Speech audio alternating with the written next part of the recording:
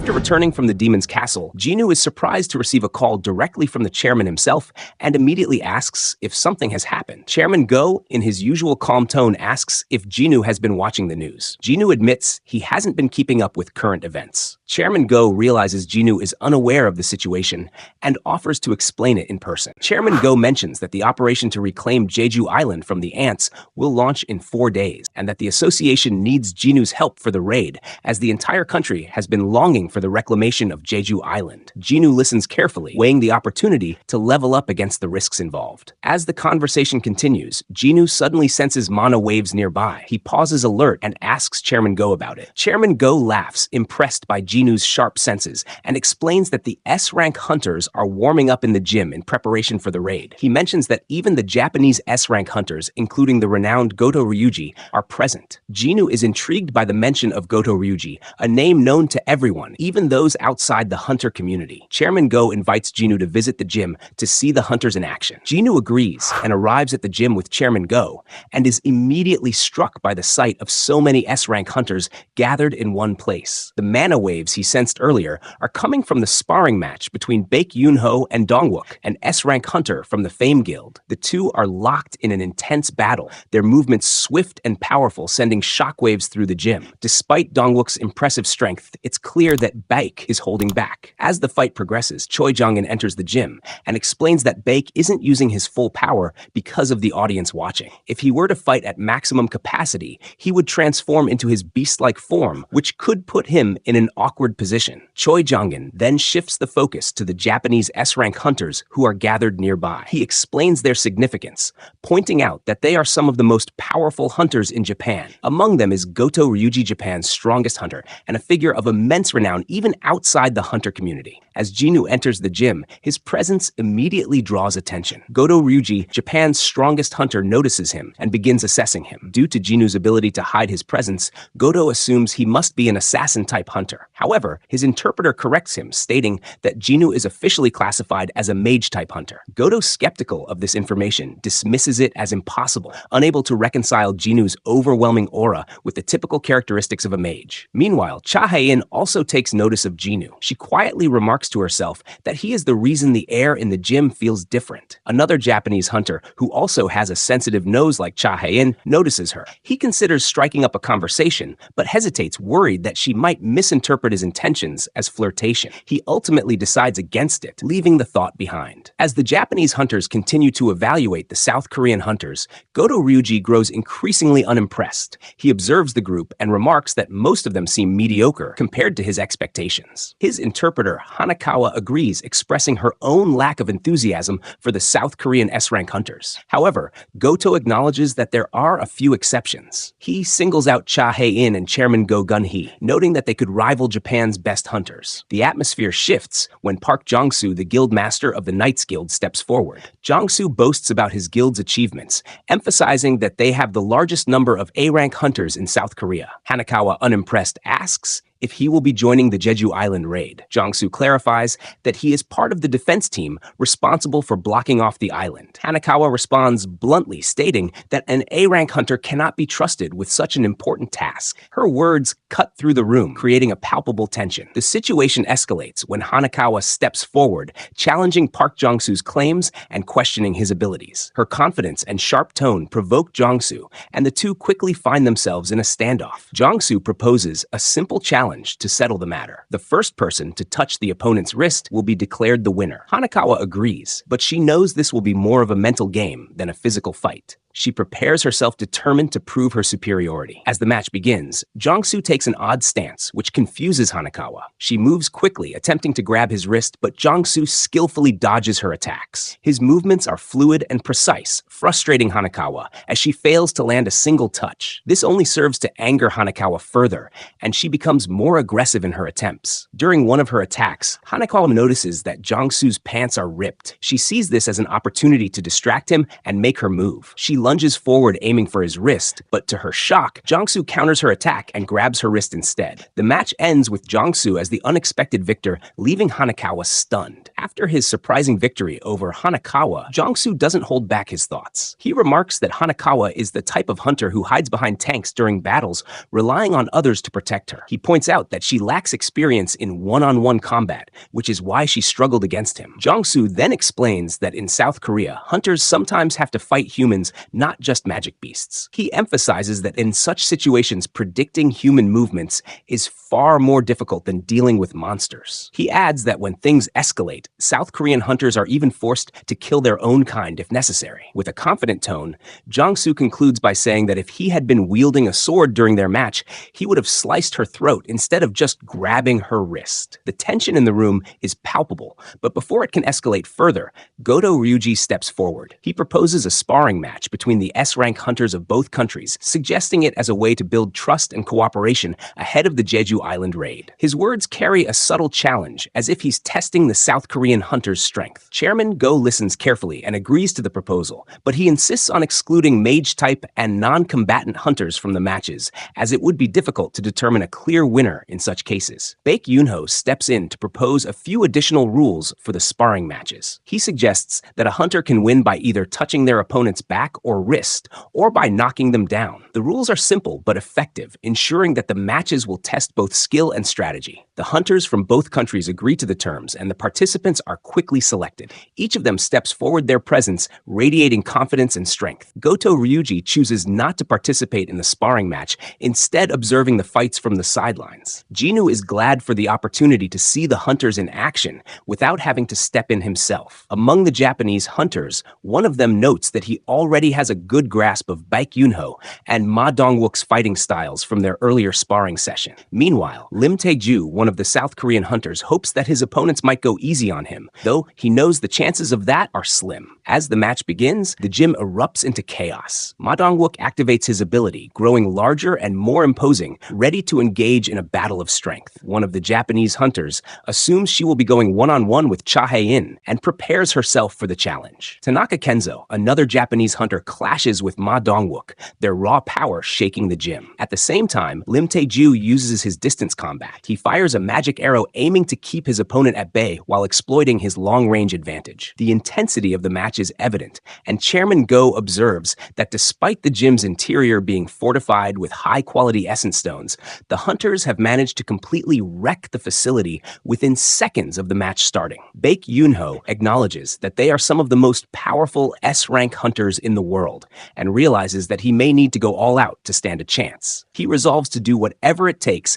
even if it means wrecking his opponents. Meanwhile, Kumamoto, one of the Japanese hunters, decides to ignore the sparring rules entirely. Instead of aiming for Baek's wrist or back, he fights with the intent to kill, following his own philosophy of survival of the fittest. However, at the last second, Kumamoto hesitates, pulling back from delivering a fatal blow. Notices this hesitation and begins to wonder about Kumamoto's character. Baek also suspects that Goto Ryuji deliberately sent Kumamoto into the match to test whether he is ready for the Jeju Island raid. Disliking the idea of being used for such a test, Baek decides to give Kumamoto a taste of his true power. Kumamoto becomes visibly scared. He wants nothing more than to escape the fight. Baek, unimpressed, calls Kumamoto a coward and laments the fact that someone like him holds the title of an S-rank hunter. From the sidelines, Park Jong-soo comments that this match is nothing compared to the one he had earlier. Meanwhile, Ma Dongwook is defeated and Lim Tae-ju also falls shortly after. With two of their team members down, the focus shifts entirely to Baek Yoonho,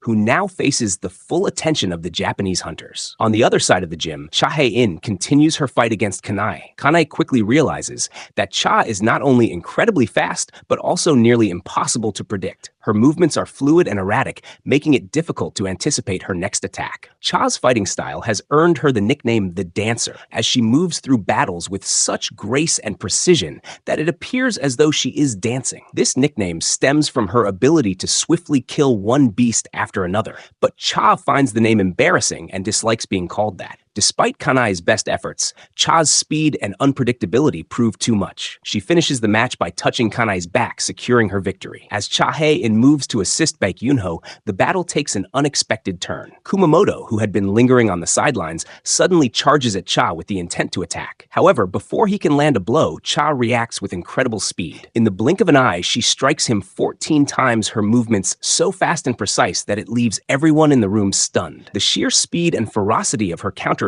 catch even the Japanese hunters off guard, and they watch in disbelief as Kumamoto staggers back, unable to comprehend what just happened. Kumamoto, humiliated and enraged, loses his temper. His teammates exchange uneasy glances, knowing what this means. They note that once Kumamoto gets angry, he becomes a completely different person, losing all sense of rationality. While he is capable of clearing B-rank dungeons on his own, his inability to work with a team makes him a liability in situations that require cooperation. Despite his earlier hesitation, Kumamoto now throws himself into the fight with everything he is determined to take Cha Hae-in down. As Kumamoto prepares to unleash his full strength, Hanakawa grows concerned. She suggests that they intervene before things escalate further, but Goto Ryuji calmly explains that this is a test, a way to gauge Kumamoto's abilities and readiness for the Jeju Island raid. Goto's cold and calculated approach makes it clear that he is willing to let the situation play out, even if it puts others at risk. Kumamoto charges at Cha Hae-in with reckless abandon, his anger driving him to attack without restraint. Just as he is about to strike, a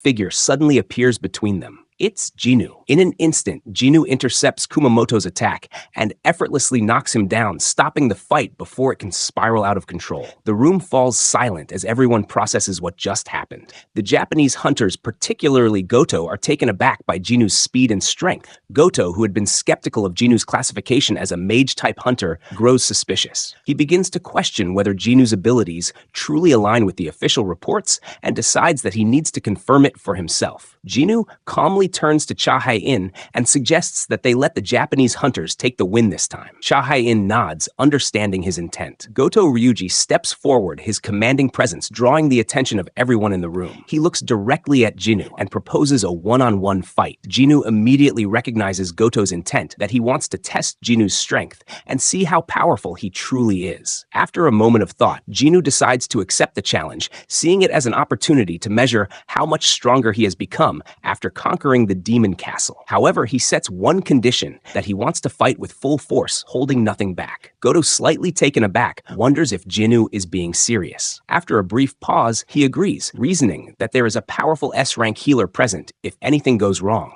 As the two prepare for their fight, Cha Hae-in watches with concern. She worries about Jinu and whether he will be okay against someone as powerful as Goto. Baek Yoon-ho notices her unease and asks if she is all right, particularly with so many hunters around. Knowing her sensitive nose makes it difficult for her. Cha replies that she needs to get used to it for the upcoming Jeju Island raid. Still worried, she asks Baek why he isn't stopping the fight. Baek, however, admits that he is looking forward to seeing the match between Goto and Jinu, intrigued by the potential clash of their strengths. The match begins and Goto wastes no time launching an attack at Jinu. To his shock, Jinu effortlessly dodges the strike. Goto can't believe that a mage-type hunter could move so quickly and silently. His disbelief grows as Jinu continues to evade his attacks with ease. Frustrated, Goto decides to show Jinu his true power, determined to overwhelm him. Meanwhile, Jinu observes Goto's movements and thinks to himself that this man is different from other S-rank hunters. Despite this, Jinu feels a sense of satisfaction, happy that he can dodge Goto's attacks. A small smirk forms on his face, which only serves to anger Goto further. The spectators are stunned as they watch Jinu hold his own against Japan's strongest S-rank hunter. Cha Hae-in, however, sees through the situation. She realizes that Jinu isn't just holding up against Goto, he's deliberately provoking him, trying to make Goto attack more. The match continues with Jinu dodging Goto's attacks again and again. Goto, growing increasingly frustrated, comes to the conclusion that he cannot win unless he uses his full power. His intent shifts, and he decides to go all out, even if it means killing Jinu. The system immediately recognizes Goto's murderous intent and warns Jinu of the danger. Goto's next attack lands, cutting Jinu's cheek. Blood trickles down, but Jinu remains calm. As Goto launches another attack, Jinu intercepts it, grabbing Goto's hand mid-strike. The room falls silent as everyone processes processes what just happened. Jinu, holding Goto's hand firmly, thinks to himself that if this continues, he might trigger a quest similar to the ones he had with Hwang Dong-soo and Tang Kae-shik. Goto, on the other hand, realizes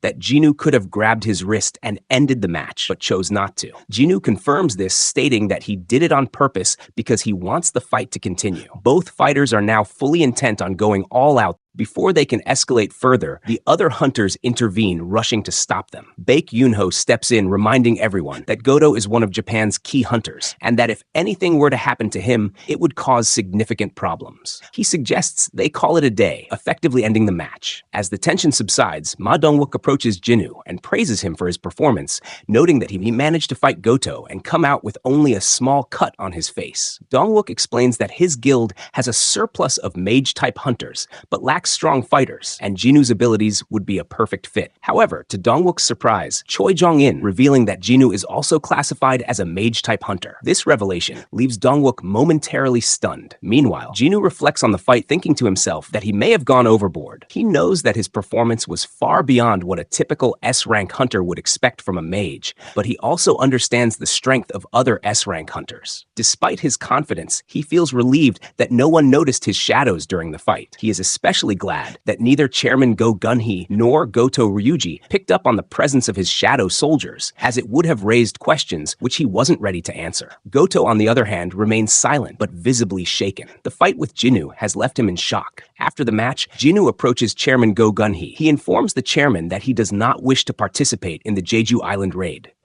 After witnessing the intense fight between Jinu and Goto, Baek Yoonho sits in his office deep in thought. He reflects on what he saw and comes to a startling realization. It is possible for a hunter to level up. The idea fascinates him, and he begins to wonder just how much Jinu is worth now, given his incredible growth and strength. However, Baek quickly dismisses the thought of trying to recruit Jinu, knowing it would be a waste of time. Instead, he resolves to maintain a good relationship with him, understanding that having someone like Jinu as an ally is far more valuable. His thoughts are interrupted when he receives the finalized list of hunters participating in the Jeju Island raid. As he scans the list, his eyes widen in shock when he sees Sung Jinu's name is not on it. The revelation leaves him stunned, unable to comprehend why someone as powerful as Jinu would not be included in such a critical mission. Meanwhile, the scene shifts to Goto Ryuji, who is on a call with Sugimoto. Goto mentions that South Korea has some skilled S-rank hunters, acknowledging their strength after witnessing the sparring matches. Sugimoto, however, dismisses the idea confidently, stating that none of them are as strong as Goto. Goto hesitates for a moment before replying that he isn't so sure about that. He then brings up Sung Jinu, revealing that Jinu has undergone a second awakening. Goto finds it odd that Jinu's name is missing from the Jeju Island raid list,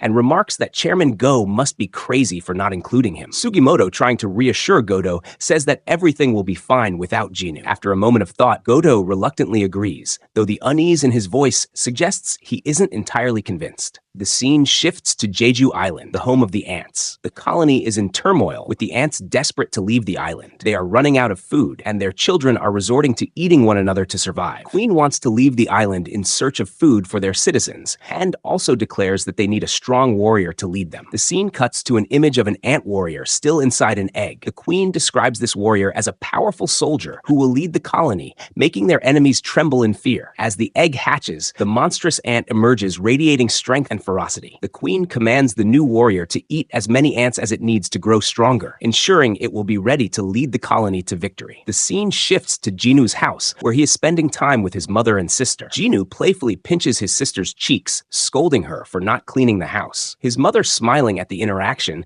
suggests that they clean the house together as a family. Jinu nods in agreement, and the three of them begin tidying up. As they work, Jinu's mother asks if he has heard any news about his father. Jinu replies that he hasn't, and starts thinking why he continues to live in their current home, despite having enough money to live comfortably for the rest of his life. He admits that he stays because he hopes his father might return one day. As he reflects on this, Jinu realizes that his mother needs him now more than ever, solidifying his decision not to join the Jeju Island raid. The scene shifts to the Hunter Association, where a detailed explanation of the evolution of the ants is being given. The speaker explains that during the first and second raids on Jeju Island, the ants looked relatively similar, large but still resembling typical insects. However, by the third raid, the ants had begun to change. They adopted a more upright stance resembling humans and started using some of their legs as hands. Recent photos reveal even more startling changes. The ants now have more human-like features, including wings, making them even more dangerous. The speaker emphasizes that this rapid evolution is the reason why both South Korean and Japanese hunters have united to form a joint strike force. The gravity of the situation is clear, as the hunters prepare for what will undoubtedly be the most challenging raid yet. As news spreads that Jeju will not be participating in the Jeju Island raid, backlash begins to surface online. Many criticize him, mocking his past as an E-rank hunter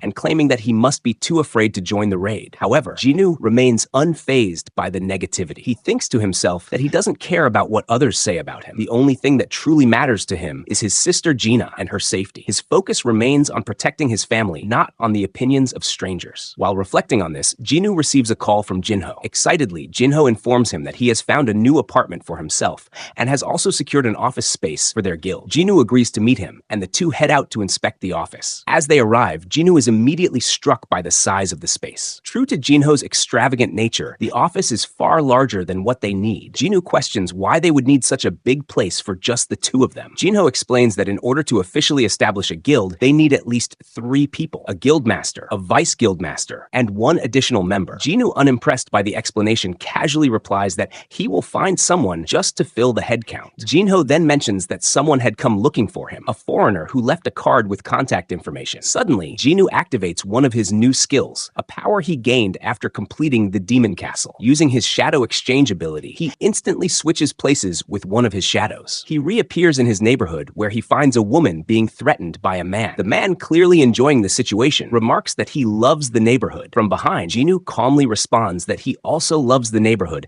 and asks the man why he is behaving this way. The man, startled but defiant, replies that he does it for fun. He then moves to attack Jinho, saying that whenever he sees someone weaker, he feels an uncontrollable urge. Before he can finish his sentence, Jinho stabs him with a dagger. The man freezes in shock as Jinho coldly commands him to surrender to the authorities before midnight. Jinho warns that if he doesn't turn himself in, his shadow will kill him. Despite his stern demeanor, Jinho states that he doesn't want to kill the man unless absolutely necessary. As Jinho walks away, his thoughts shift to the Jeju Island raid, which is set to begin the next day. He reflects on the gravity of the situation and the challenges the hunters will face. Meanwhile, Goto Ryuji is also lost in thought, replaying the fight he had with Jinho in his mind. He recalls the moment during their battle when he felt the overwhelming presence of death. The memory unsettles him, and he wonders what is wrong with him. Goto realizes that he has become more sensitive to mana since the fight, and starts questioning his own abilities. The scene shifts to the next day, as a helicopter carrying the hunters flies toward Jeju Island. As the Jeju Island raid begins, ships from Taiwan and China start moving toward the island, forming a massive fleet. The scene shifts to Jongsu, who observes the preparations and remarks that the ants must already know they are coming. He warns his team to brace themselves,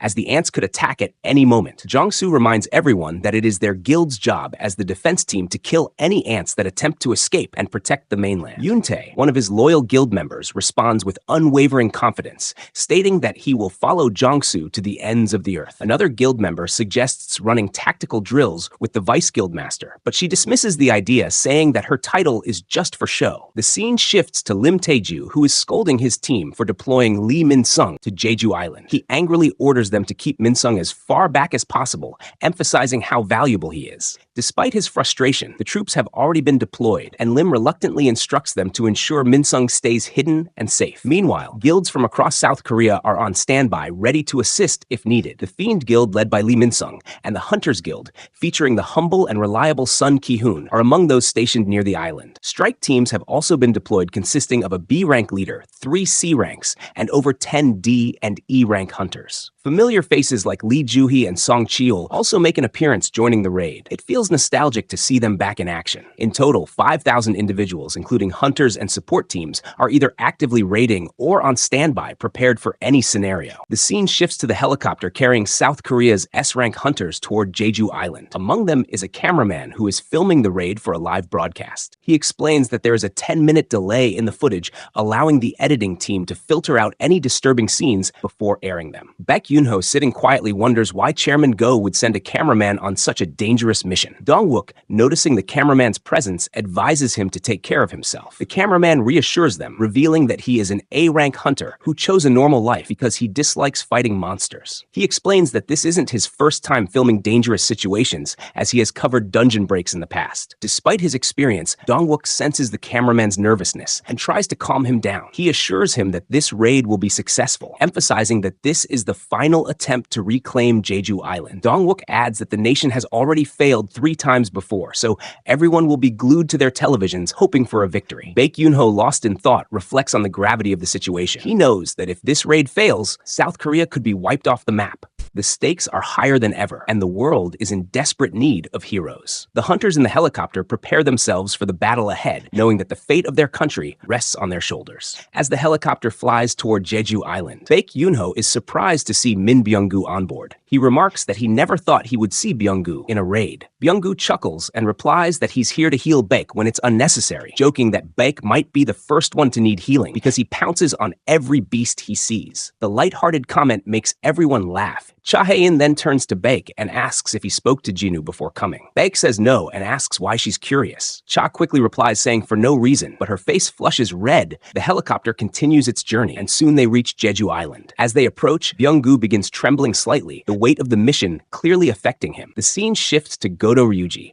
who has already landed in Jeju City with the Japanese S-rank hunters. He surveys the area and comments that the city is now a complete ghost town. The streets are eerily silent, and the corpses of ants are scattered everywhere. Godo wonders why the ants are dead and guesses that there might be a predator lurking nearby. Despite the unsettling atmosphere, the Japanese hunters divide into 4 teams and begin their operation, each team heading toward their assigned objectives. Back in the helicopter, the Korean S-rank hunters suddenly feel a surge of mana. The air grows heavy and they realize the ants are coming. A swarm of flying ants appears, heading straight for the helicopter. Choi Jong-in steps forward and calmly says he will handle them. He conjures a flame spear and hurls it at the approaching ants, the fire spreading and attacking multiple targets at once. Byung-gu watches in awe and compliments Choi's skill, but Choi downplays it, explaining that the ants have evolved significantly. He admits that his flames might not be as effective as they used to be. Choi's prediction proves correct, as the ants withstand his initial attack with minimal damage. Realizing he needs to escalate, Choi creates a massive flame ball and launches it at the swarm. The attack is far more effective, scattering and burning the ants. Without hesitation, Choi jumps out of the helicopter to continue the fight on the ground. Dong-wook, concerned, calls out to him, but Cha Hae-in reassures him, saying that Choi will be fine, and explains that his fire magic is especially effective against large groups of enemies, making him the perfect person to handle the swarm. On the ground, Choi Jong-in unleashes a series of large flame attacks, incinerating ants as they approach. As he fights, he recalls a childhood memory of playing with ants. He remembers how he used to light them with a lighter and hear the faint snapping noise they made. The memory brings a strange sense of nostalgia as he continues to burn through the swarm. After clearing a path, Choi signals to his teammates, giving them the green light to come down. Back in the helicopter, Dong-wook reminds everyone that unlike their previous raids, they don't have an escape route this time. He emphasizes that the Japanese hunters can only hold the ants off for about an hour, so they must defeat the queen within that time frame. With the plan clear, the remaining Korean S-rank hunters prepare themselves and jump down onto the island, ready to face the battle ahead. The Japanese destroyer Kaga begins its operation, signaling the start of the raid. As the ship moves into position, jamming signals are activated to block the ants from hearing the queen's call for help. The Japanese hunters on board prepare themselves for the battle ahead. Kumamoto struggles to adjust to the situation and is scolded by his teammate, who warns him that failure to adapt will lead to death. Meanwhile, Kenzo is seen playing with the ants, snapping off their wings one by one. His playful behavior amuses the rest of the team,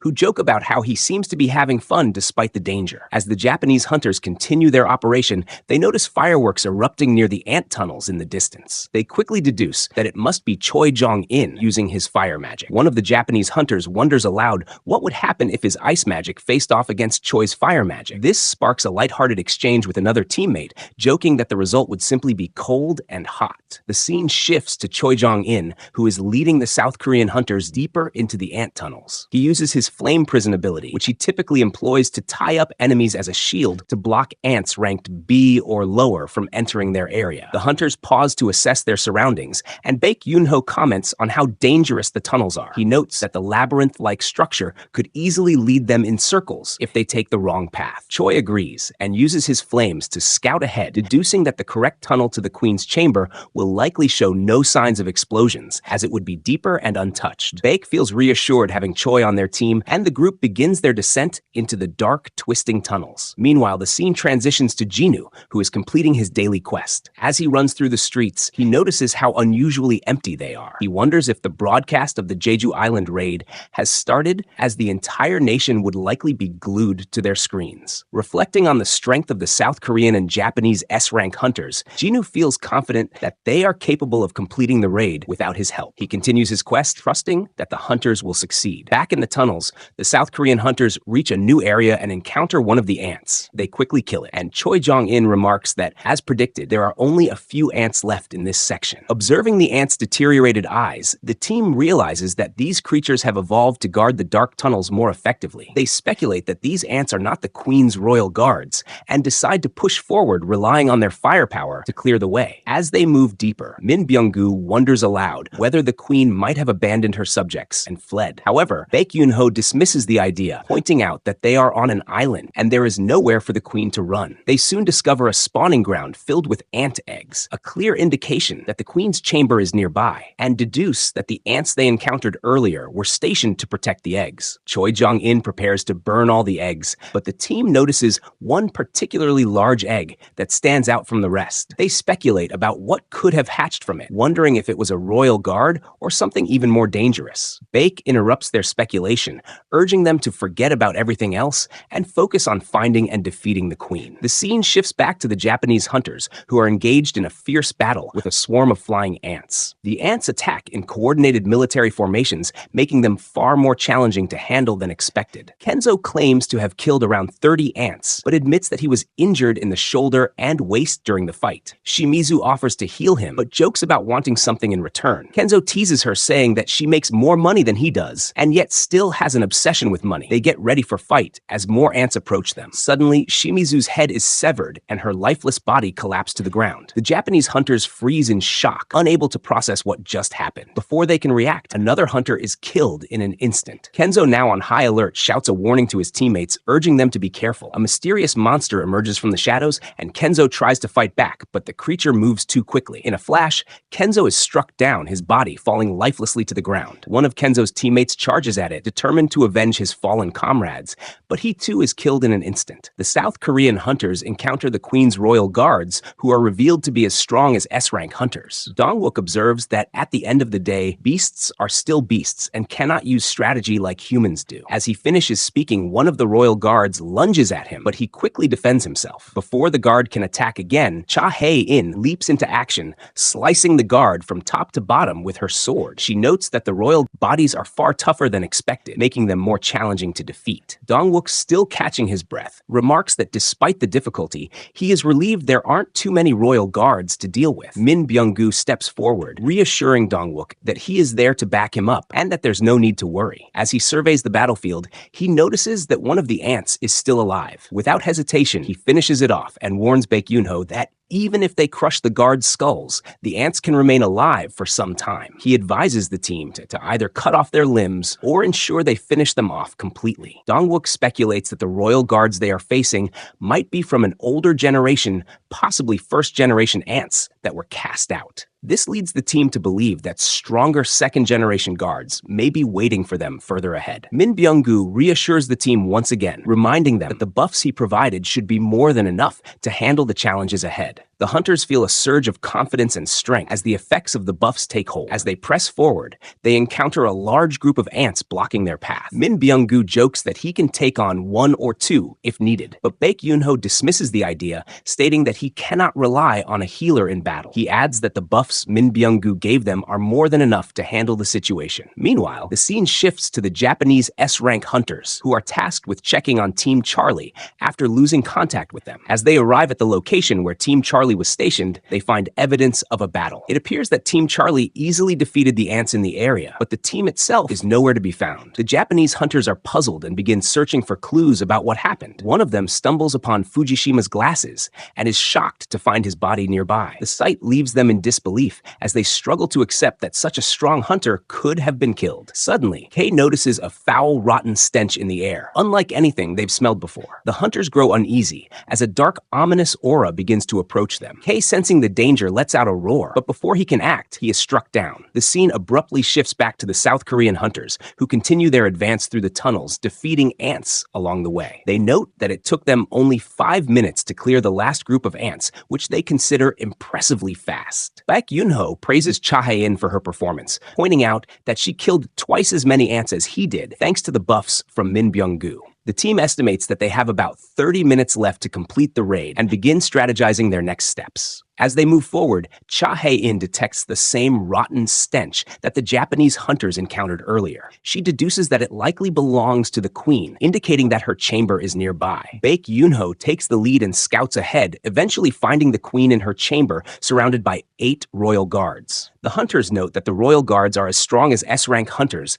but they remain confident in their ability to defeat them. Dong-wook volunteers to take care of the queen and assigns Cha Hae-in to handle the guards. As the team prepares for battle, Choi Jong-in decides not to hold back. He unleashes his flames, creating a massive inferno to distract the guards and buy time for the others. However, as he focuses on his attack, an ant suddenly tries to ambush him from behind. Before it can strike, an S-rank ranger intervenes, shooting it down with a well-placed arrow. Meanwhile, Baek Yoon-ho decides to unleash his full power. He transforms into his beast form, his appearance becoming more monstrous as his strength surges. Determined to exterminate every last one of the ants, he roars with fury, shaking the chamber. Cha Hae-in, seeing Baek's transformation for the first time, is momentarily stunned by the sheer intensity of his power. Dong-wook takes charge of the situation and asks Cha Hae-in to handle the ant guards. Without hesitation, Cha uses her skill, Quake of Provocation, creating a massive boom that shakes the entire chamber. The force of her attack disrupts the guards' formation, and Dong-wook quickly realizes that he must keep the queen in check until the guards are completely taken down. Meanwhile, as the viewership ratings surpass 80%, he tries to get a closer look at the action. However, Myung-gu stops him, reminding him that this is an S-rank battle,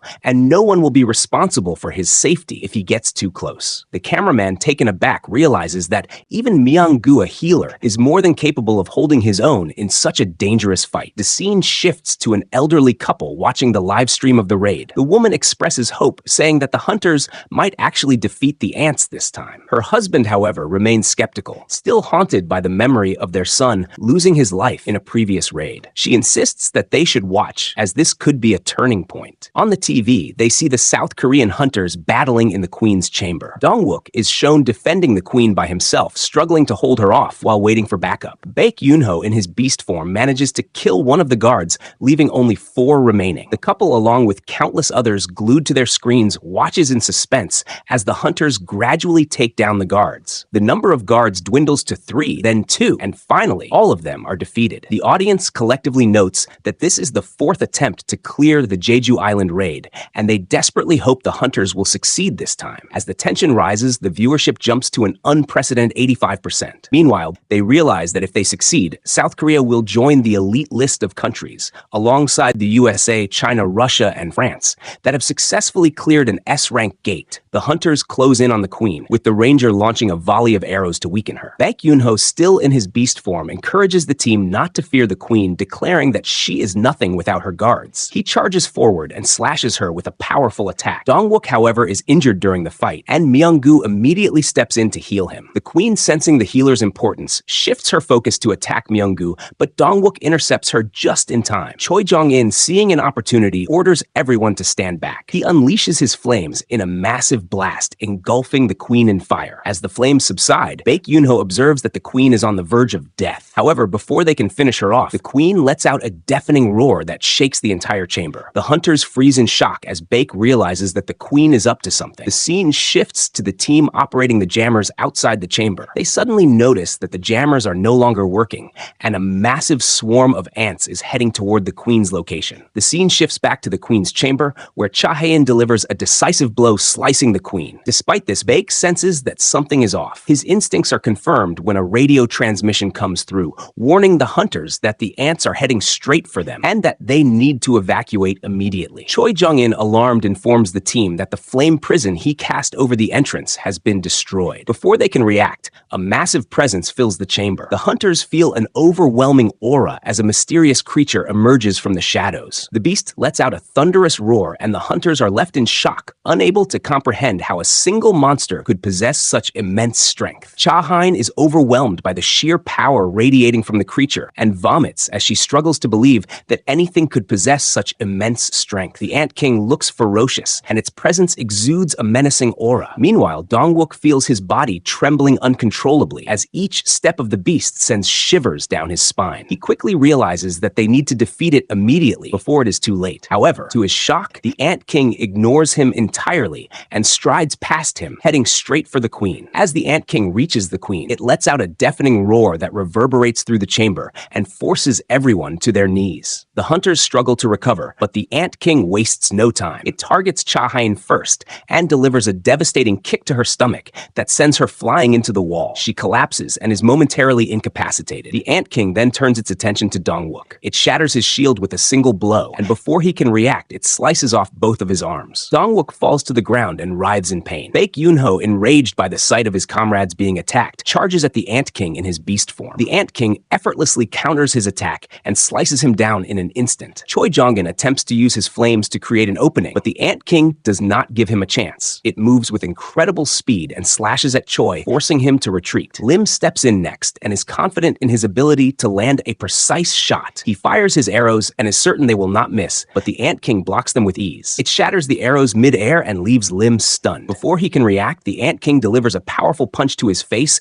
and sends him crashing to the ground. Amidst the chaos, Dong-wook, now healed by Byung-gu, manages to land a surprise hit on the Ant King and forces it to step back. Dong-wook's arms have been restored and he prepares to rejoin the fight. Meanwhile, Byung-gu has been hiding in the shadows, using his disguise skill to conceal his presence. The skill is highly effective and masks all traces of him, but it comes with a significant drawback as he cannot move while using it. Despite this limitation, Byung-gu continues to heal his teammates from a distance and is confident that the Ant King will not be able to locate him. Dong-wook, determined to protect his team, charges at the Ant King again. This time, the beast grabs his leg mid-attack, spins him around, and hurls him across the chamber. Byung-gu immediately tries to heal Dong-wook again, but the Ant King senses something. It turns its attention to Byung-gu and pierces through his disguise. The Ant King drives its arm through his stomach and kills him instantly. The sight of his dear friend dying causes Baek Yoon-ho to fall down in despair. Min Byung-gu, even in his final moments, tells Baek Yoon-ho to run. The Ant King chomps Byung-gu to the ground, and the horrifying sight sends shivers through everyone. Baek Yoon-ho, filled with rage, tries to attack the Ant King, but it grabs him and repeats the same words Byung-gu said, telling him to run. This terrifies Baek Yoon-ho,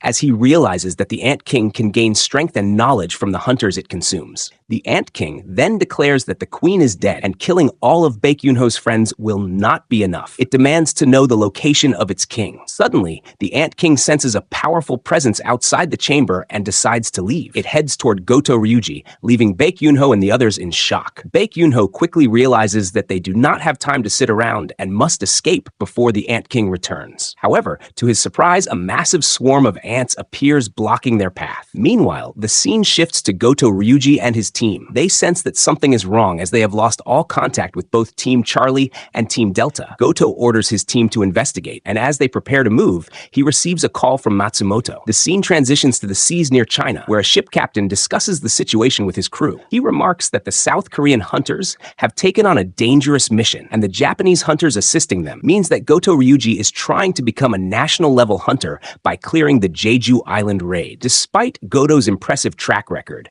the captain notes that that he has not yet achieved the status of a national-level hunter and still has a long way to go. Another crew member wonders why this is the case, and the captain explains that only by witnessing the power of Liu Shigang can one understand. He adds that the captain became a fan of Liu Shigang after seeing him fight just once. The captain concludes that one of the two countries, either Korea or Japan, will face doom as a result of this raid. The scene shifts to Goto Ryuji as he surveys the battlefield and is shocked to see the deaths of his hunters. He reflects on how they specifically avoided fighting the mutant ants to reduce casualties, yet the losses are still piling up. While talking on the phone, Goto mentions that it is fine because those hunters were weak. Matsumoto responds by saying that Goto is as cold as ever, but reassures him that as long as they have Goto, everything should be fine. Matsumoto then asks if the Korean hunters are still fighting the ants. Goto confirms this and adds that the ants are now headed toward the Queen's location. Goto admits that he is worried there may be a turn of events, but for now, everything seems under control. Matsumoto then asks Goto what he thinks the chances of survival are for the Korean hunters. Goto responds that based on his experience,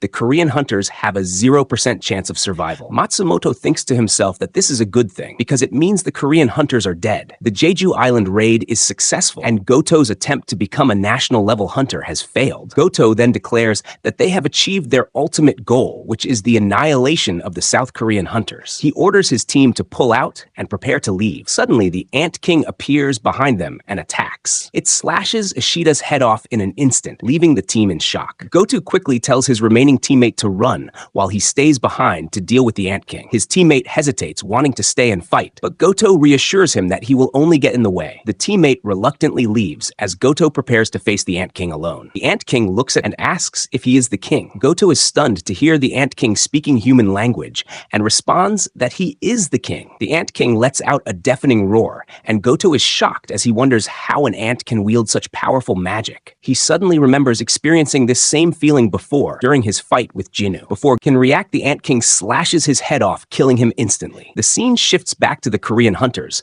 where Choi Jong-in is desperately trying to fight off the ants. Baek Yoon-ho urges Choi to turn up the heat, but Choi explains that if he does, there will not be enough oxygen left for them to breathe. But it was not enough to bring them back to full strength. He realizes that Choi is their best chance of survival and silently hopes that Choi will succeed. Suddenly, one of the ants charges at them, and Baek realizes that this might be the end for them. Out of nowhere, a shadow begins to emerge, and a massive black soldier crushes all the ants in its path. The hunters are left in shock, unable to comprehend what just happened. They stare at the black soldier, wondering what it is and where it came from. The scene then shifts to Jinu, who has used his exchange skill to switch places. The scene shifts to a cameraman who is trying to capture the events of the Jeju Island raid. As he works, he suddenly notices ants attacking him and starts thinking about his father and wishes he had spoken more words to him before leaving. A sword comes out of nowhere and kills the ant, saving the cameraman from certain death. Meanwhile, the scene transitions to KMS, the broadcasting company covering the Jeju raid. A staff member expresses disbelief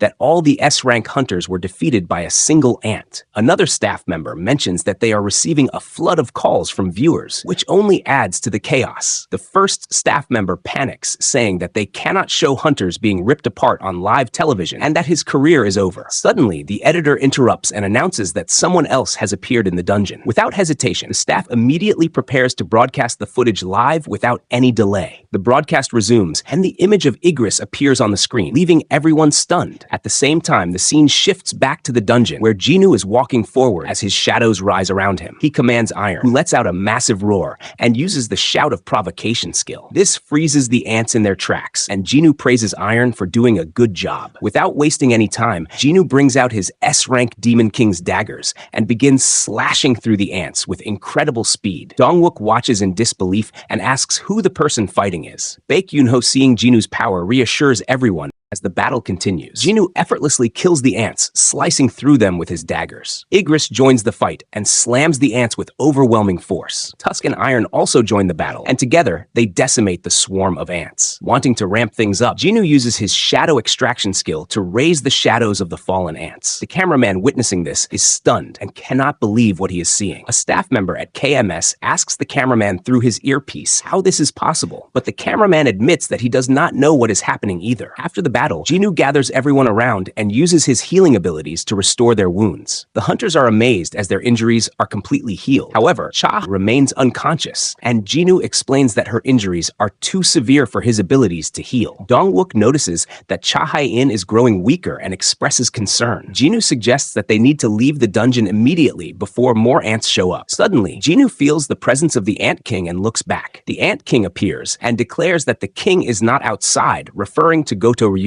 Slowly, the Ant King starts walking toward Jinu and asks him if others call him king. Jinu tells Dongwook to take care of Cha Hae-in and prepares to face the Ant King. At the same time, Jinu realizes that he can no longer sense Goto's presence and suspects that the Ant King is the reason for this. The Ant King asks Jinu again if he is the king. Jinu responds by calling the Ant King a talking insect. The two approach each other, their gazes locked as the tension in the air grows. The Ant King looks at Jinu and comments on his threatening presence before letting out a loud roar. Jinu remains calm and unfazed as he smirks and mocks the Ant King. Meanwhile, the scene shifts to Juhi, who is anxiously wondering what has happened to the hunters since the broadcast has suddenly stopped. This takes place 5 minutes earlier. Jiangsu also begins to worry. The hunters on standby receive the devastating news and start speculating that the other hunters might not make it out alive. Just as the tension rises, the news suddenly reports that an unknown hunter has appeared and the live feed resumes. The scene transitions to the Japanese Hunters Association, where Matsumoto, the head of Japan's hunters, is in disbelief after hearing that a talking ant has killed Goto. One of Goto's friends informs him that the ant has returned to the queen's chamber. Matsumoto immediately asks if the Korean hunters are still alive and demands that someone turn on the TV to check the live broadcast. The scene then shifts to Jinu's house, where his mother is trying to turn on the TV. She asks about Jinu, and Jinha explains that he left in a hurry to go somewhere. And Jinha goes to her room to check her phone and is shocked when she sees the live broadcast. As the image of Jinu appears on the screen, Chairman Go becomes overwhelmed with joy, and his doctor quickly urges him to calm down. Back in the dungeon, Jinu begins his battle with the Ant King. The Ant King delivers a powerful punch to Jinu's face, forcing him to take a step back. The ground beneath them cracks from the impact, creating a massive shockwave that leaves everyone watching in shock. Jongin, still believing that Jinu is a mage, reminds himself that mage-type hunters should never get too close to their enemies. Baek Yunho comments that Jinu might be underestimating the Ant King's strength. The Ant King declares that Jinu is weak and not the king. Before it can finish its sentence, Jinu gives it a cold, piercing look that leaves everyone stunned. Jinu activates his commander's touch skill and strikes the Ant King with incredible force. He follows up with a devastating punch to the Ant King's face, sending it crashing into the wall. The sheer power of Jinu's attack shocks everyone watching. Dongwook asks in disbelief if Jinu is really a mage-type hunter. Baek Yunho admits that while he knew Jinu was strong, he never imagined he could be this powerful. The Ant King roars again and begins walking toward Jinu. As Jinu observes the Ant King, he realizes that its exoskeleton is incredibly strong, which irritates him. Despite this, he smiles confidently and prepares for the next attack. The Ant King charges at Jinu with overwhelming force, but Jinu effortlessly stops the attack with a single hand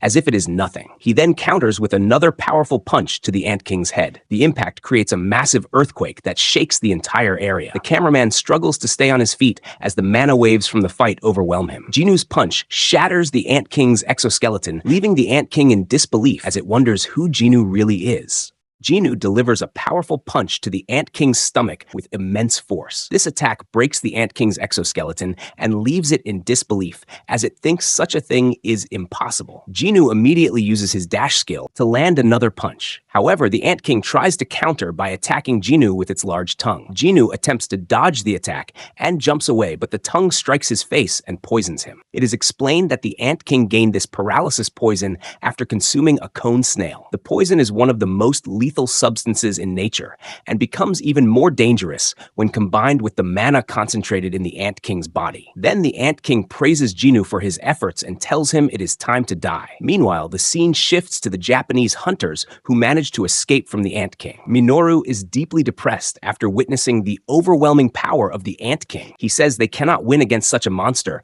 and not even the entire human population could defeat it. He also mentions that even Goto Ryuji was unable to stop it. One of the hunters questions what he is talking about, but Minoru becomes more pathetic in his despair. Suddenly, she notices a helicopter passing by and remarks that the real problem is about to begin. The scene shifts back to the Queen's chamber, where the Ant King tries to attack Jinu again. again. Jinu blocks the attack, and this shocks the Ant King. Jinu counters with a powerful punch that sends the Ant King crashing to the ground. At that moment, the system successfully detoxifies the poison from Jinu's body. Jinu realizes that the Ant King was happy when it thought he was poisoned. By using his heightened sense stat, Jinu is able to feel the emotions of the Ant King and notes that it is now starting to feel nervous. He also senses that his teammates are feeling nervous as well. Remembering Cha Hae-in's critical condition, Jinu decides he must finish the fight as quickly as possible. Jinu jumps to attack the Ant King with a powerful kick, but the Ant King manages to escape. This leaves Baek Yoon-ho and Choi Jong-in wondering where the Ant King has gone. Then, Jinu locates the Ant King and looks upward, realizing it has moved above him. The Ant King looks down at Jinu and cannot believe that he is resistant to poisons. It realizes that trying to overpower Jinu is a waste of time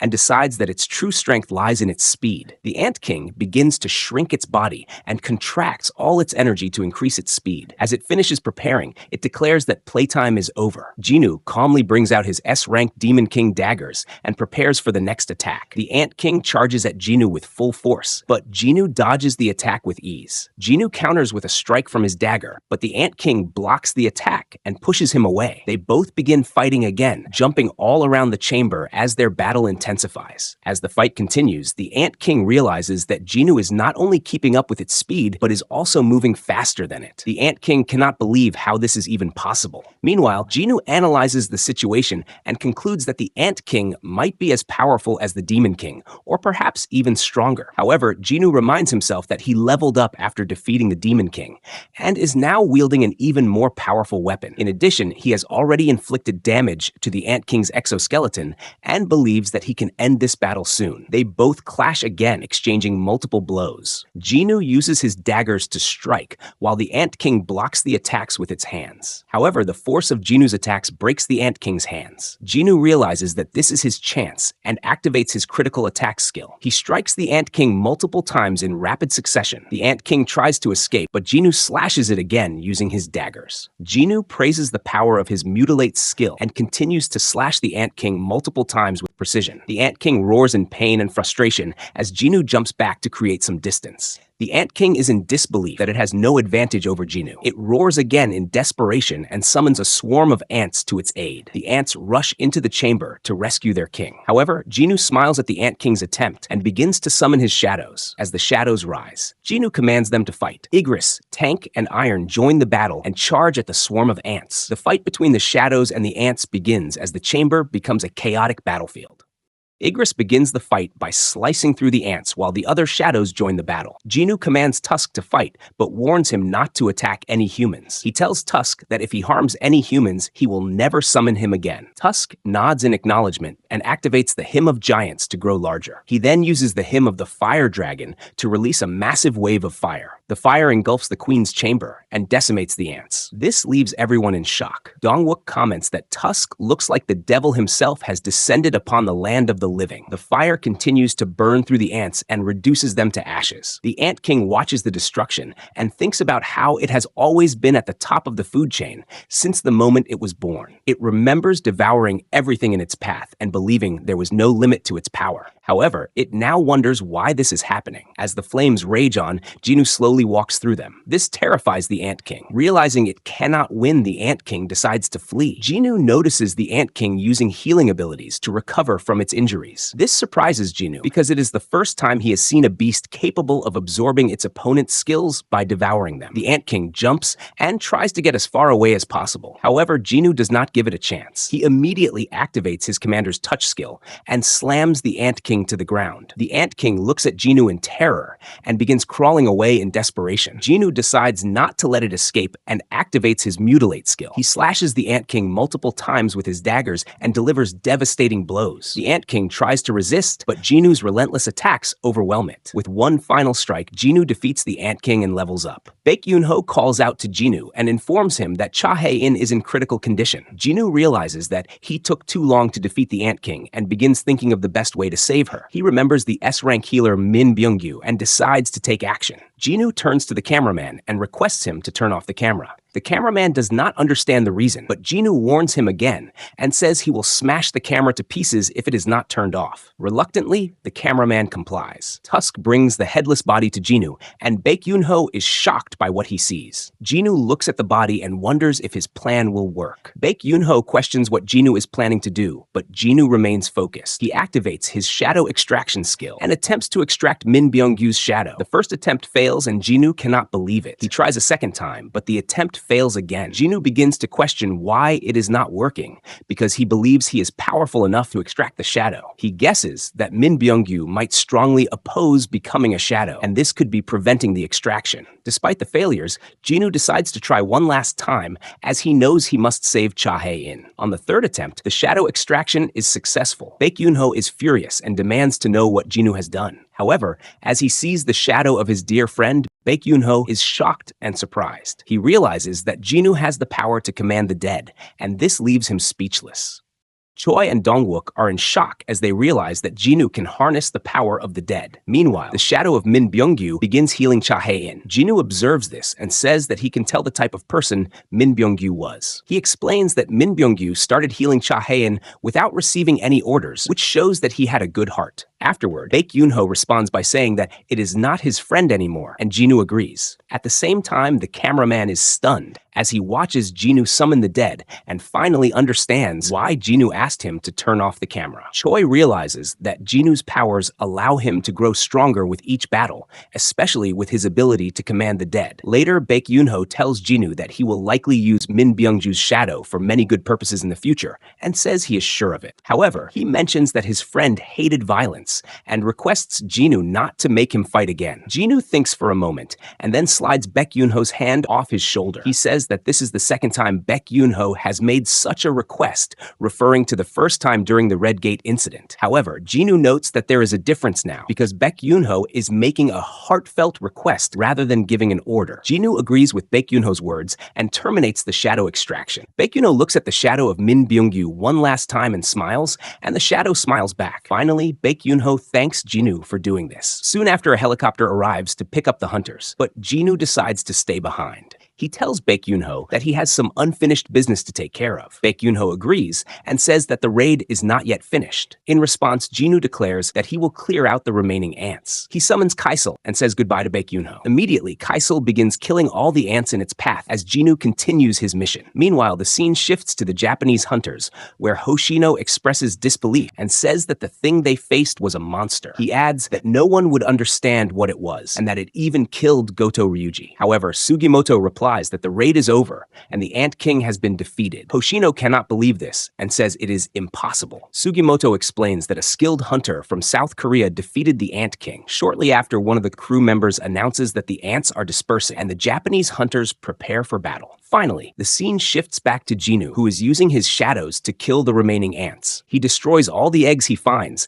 and realizes that he gains points for destroying the eggs as well. Afterward, Jinu opens his inventory and notices the large number of items he has collected. He realizes that he needs to organize all his weapons and equipment soon. Jinu brings out the Demon King's longsword and gives it a whirl. This creates a massive force that sweeps through the area. As he observes the power of the sword, Jinu realizes the strength it holds and thinks that it would be a waste to keep such a powerful item in his inventory without using it. Therefore, he decides to use the sword to get rid of the remaining eggs. The sword's power destroys the eggs with ease, and Jinu feels satisfied with its effectiveness. Meanwhile, the scene shifts to the American Hunters Association members who are watching Jinu's raid. Michael Connor asks Brennan for his opinion on the situation. In response, Brennan replies that Michael can already guess his answer. Michael mentions that Jinu can summon hundreds of magic beasts and that he is truly one of a kind. Furthermore, he adds that it would be a waste of opportunity for someone like Jinu to remain in a small country. David agrees with Michael's statement and then asks if he knows anything more about Jinu. Michael explains that he has the file on the Sung Il-hwan incident. He states that at first they were unsure if Sung Il-hwan was a magic beast or a human, but it turns out that he is Jinu's father. Michael also mentions that now is the perfect opportunity for them to bring Jinu to their side. However, David says that they cannot repeat what they did with Hwang Dong-soo. He reminds Michael that South Korea is a longtime ally of the United States and that taking another S-rank hunter from them would be a slap in the face. In response, Michael replies that Sung Jinu is worth the risk. David then asks if Michael is sure he can accomplish this, and Michael says that he will try his best. The scene shifts back to Jinu, who levels up to 100 after clearing the remaining ants and eggs. He begins walking toward the Ant King's dead body. Jinu activates his shadow extraction skill and focuses on the process. Suddenly, everything around him becomes dark, and Jinu realizes that he cannot feel anything. He starts to think that his shadow extraction might have failed. As he stands in the darkness, a small voice comes from behind him, saying that it is back. Jinu turns around and sees the shadow of the Ant King. He smiles as he realizes that the shadow extraction was successful. The Ant King's shadow radiates a powerful aura and is ranked as a general, making it one of the strongest shadows in Jinu's army. Jinu realizes that this is the first time he is seeing a shadow with the rank of general. He observes that this shadow is more powerful than any of his other shadows. As he reflects on its strength, he decides to extract the Queen's shadow next. However, before he can proceed, the Ant King's shadow calls him king and requests Jinu to give it a name. Jinu notices that the Ant King's shadow shows the same unconditional loyalty as his other shadows. Curious, he asks how it is capable of speaking. The shadow replies that it has always been able to speak. Jinu begins to think about how Iron and Tusk could speak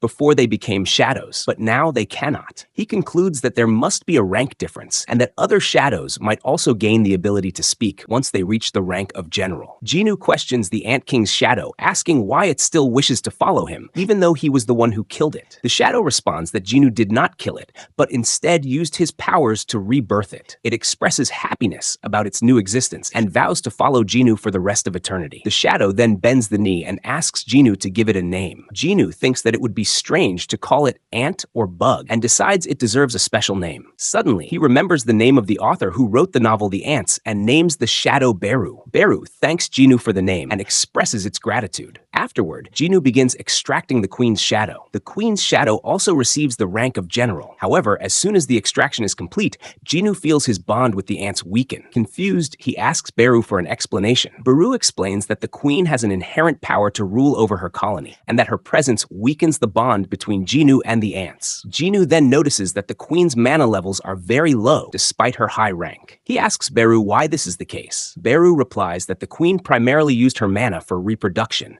and that since she no longer has a body, her mana is significantly reduced. Realizing that the Queen is not suited for battle, Jinu decides to terminate the shadow extraction of the Queen. Meanwhile, the shadows begin collecting essence stones as they usually do. However, Jinu commands them to stop and announces that the essence stones will be used for the reconstruction of Jeju Island. The shadows drop the stones with joy. Nevertheless, Jinu keeps the essence stone collected from Beru's corpse for himself. He then starts discussing how to deal with the remaining ants. Beru suggests that the ants are struggling to navigate because they no longer have a leader. Jinu asks Beru if it knows how many ants are left. Beru estimates that approximately 4,000 ants have survived. Jinu then asks if Beru can wipe out the rest of the ants. Confidently, Beru replies that if Jinu gives the order, it will definitely accomplish the task. The scene shifts to Jong-soo and his guild, who are fighting the remaining ants. The mages use their magic to kill the ants, while the guild members from the Hunters Guild notice that the ants are heading toward the Knights Guild. They prepare for battle, as the Fame Guild also gets ready to slaughter the ants. One of the Fiend Guild members warns that each ant is ranked as B rank,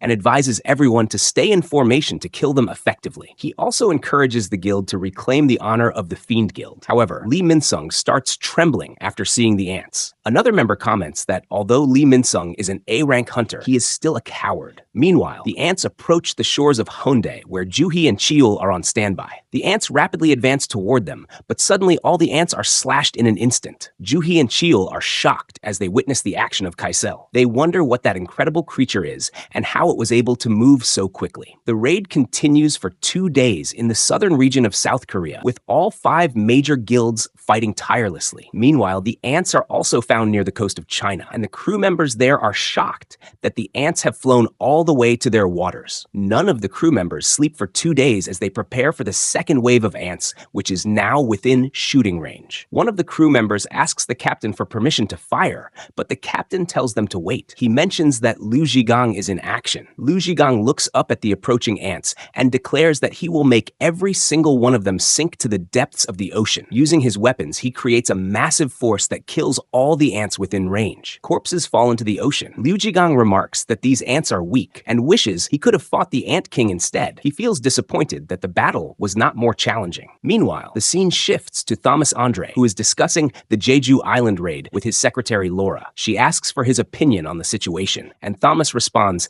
that Jinu and Hwang Dongsu are connected by one incident. He speculates that there is a possibility Hwang Dongsu's brother was killed by Jinu, and that Hwang Dongsu is seeking revenge. Thomas expresses regret that he has not been able to talk to Jinu, considering everything that has happened. He says he is looking forward to meeting Jinu in person. Laura then asks what Thomas will do if Jinu and Hwang Dongsu get into a fight. Thomas replies that Hwang Dongsu is the property of the Scavenger Guild, and he will not forgive anyone who messes with his property, not even the government of the United States. Later, the scene shifts to the Hunters of the Knights Guild, who are accompanied by soldiers to collect essence stones and remain on standby in case another incident occurs. Jong-soo begins telling a story about a man who never had any luck. He explains that this man always tried to be the best at what he did and dreamed of becoming a gold medalist in weightlifting. The man trained hard, followed a strict diet, and even had a good dream the night before the competition. However, Jong-soo reveals that the man was awakened during a manometer evaluation, which barred him from competing in the Olympics. As Jong-soo tells the story, he becomes emotional and starts crying. Yoon-tae asks if the story is about Jong-soo himself. Jong-soo continues saying